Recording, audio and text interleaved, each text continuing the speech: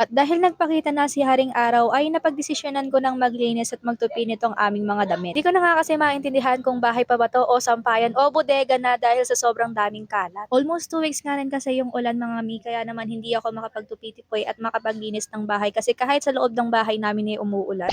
Ulan nga yon galing sa tulo ng bubong, pero nagpapasalamat pa rin ako kay God dahil hindi nga kami binaha. Pero dahil nga sa pag-aakala na haabutan din kami ng baha, kaya naman pinagtataas namin yung mga gamit namin. Kaya ayan, pinagliligpit ko na naman kasi hindi naman kami binaha. At itong nakaraang araw na sobrang lakas ng ulan ay nakikitulog kami sa kabilang bahay. Gawa nga ng nadala na kami nung nakaraan kasi na lumubog dito. Hindi namin alam kay sarap-sarap ng tulog namin. Nakababad na pala kami sa tubig.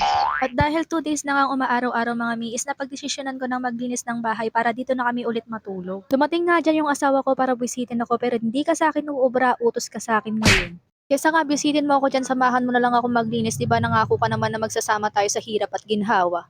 Charis, OA. Tapos na nga dyan ako maglinis mga mi, kaya naman nagsaing na rin ako para siya na lang yung magluto ng uulamin namin. And finally, after 1,000 years, tapos na akong maglinis mga mi. Ayan, yung finished product. Ayun lang for today. Don't forget Jesus loves you and follow me for more. Bye!